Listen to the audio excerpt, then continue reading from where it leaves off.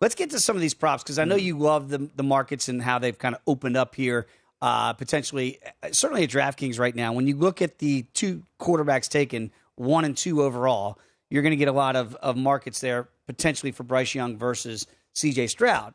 Now, it should also factor in the weapons that they're going to have and the coaching staffs and the way they're going to want to play. Mm-hmm. So who's going to have more passing yards? Right now, it's basically split. Bryce Young, minus $1.15. C.J. Stroud, minus $1.15. I don't know what DeMeco Ryans is going to look like as a first-year head coach in H-Town. I kind of think I know what Frank Reich likes to do in Carolina.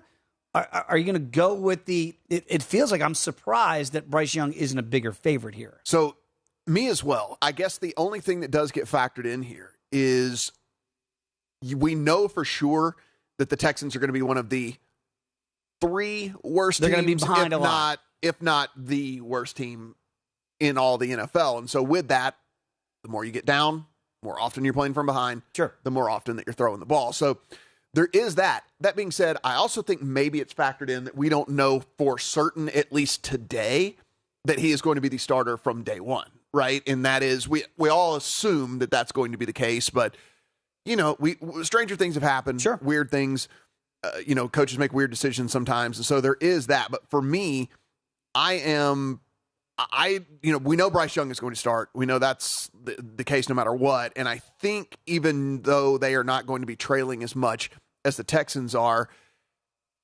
I think that they're going to just be better overall, and better overall to me still leans me towards him as opposed to C.J. Stroud. If you're making, and I have not played either one, if you're making me play one, I would have to play Bryce at minus $1.15. I feel like there's more knowns versus what C.J. Stroud's going to be for Houston at 2 overall. And if you're playing, look, there's that conventional thinking that if you're playing from behind, you're throwing more, and that is obviously going to lead to more yardage. But that's not necessarily the case, because if you're not making first downs, right, if you're just going 3 and out, 3 and out, 3 and out, 3 and out, well, it's very hard to accumulate, right? I mean, like, that's the other thing with Bryce Young. Like, maybe he doesn't throw as much, maybe he doesn't play from behind as much, but if they're moving the football, it still might create more opportunity. No doubt.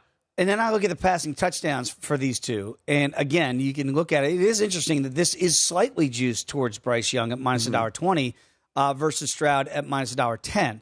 So why the variance? It's a very small variance. But why do you think that is, instead of minus $1.15 for the yards, a slight $1.20 price tag you'd have to pay if you want to back Bryce in this market? Yeah, and I think this really does go back to what we just talked about, which is the better team's just going to score more touchdowns. Sure. And it's going to move the ball down the field more. And with that, then there's going to be just create more opportunity for Bryce Young to actually throw the ball and get it in the end zone. So I do think that is baked in here at least a little bit with this one, which team do we assume is going to score more touchdowns? Right. We assume it's going to be the Panthers, and then with that, you're going to get more opportunity for him to throw the ball into the end zone. And so I lean Bryce Young in both of these markets. So do I. I think the touchdown pass one is certainly more interesting to me, because there is a world we live in which Stroud ends up going way over his projections, because, like we said, they're just one of the worst teams there is. Right.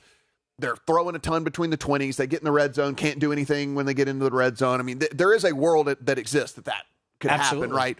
But I don't know if there's a huge chance in which they exceed expectations so much where he would beat out Bryce Young from a touchdown passing perspective. Let's get to the receiving yards prop. Jordan Addison's going to have a lot of opportunity in Minnesota. We know that. Minus $1.20 against Jaxon, Smith-Njigba. Now, Njigba was kind of the guy that if you looked at it and said, well, who's the better receiver? And obviously he goes before Addison goes here. But we also kind of look at maybe a change in Minnesota, and it might be the last year for KC8 there. Geno has really surprised me in the Pacific Northwest. Which way would you lean? Because I don't know that this is as clear-cut as the market's indicating. Jordan Addison a slight favorite at minus $1.20. Yeah, I think for me, I'm probably looking pretty heavily, actually, at Addison in this one. Because the pressure that JJ attracts? Because you have, look, Jaxon Smith-Njigba might end up the second option there, but at least he's going to start as the third option. Like, that is, you got two guys right in front of him. He's at least going to start as the third option, whereas Addison from day one is going to be the number 2 option, and there is going to be so much attention given to Jefferson, where if you're a defensive coordinator, you probably look and say, if Kirk Cousins and a rookie receiver beat us, fine. We're not going to let Kirk Cousins and we're doubling JJ. Yeah, like we're just not going to let it happen. This guy is too good. Yeah. And so I think a lot of opportunity is going to be there for Addison. Now, look, Cousins might wake up washed. I mean, there were different times last year where he looked fine. Come on. KC8, this is the end? There were times last season he looked all right. There were other times where we go, man, what are they doing? They need to move on, which is why everyone was jumping up and down and screaming they should have drafted a quarterback, and et cetera, et cetera. But hey, that's neither here nor there. We'll move on. But I think that this is also juiced correctly with Addison being the slight favorite there at -120. I do think more opportunities, certainly at least from the beginning. Now, again, that's not to say Jaxon Smith-Njigba, it can't go in there. And, right. and guess what? Prove to Geno Smith that, no, man, like I'm the number 2 behind DK Metcalf. It's not Tyler Lockett. Or he proves he's a number 1, right? Whoa. I mean, maybe he does that.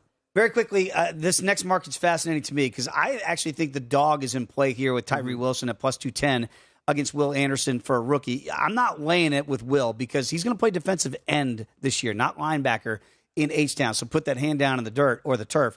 I think Tyree, because of what the Raiders have in their front four, you're probably going to be singling him a lot more often than you would maybe Will Anderson in Houston. And honestly, like, you take the dog here because sacks are kind of fluky. Yeah. Right? Like sacks are kind of fluky as it is. But they're not going to let Max beat him in L.A., in Las Vegas. It's one of those things where, the quarterback holding the ball a little bit too long is the difference between a sack and not a sack. So, like, you can't be this big a favorite in a head-to-head. Totally agree. That would be playable to me at +210.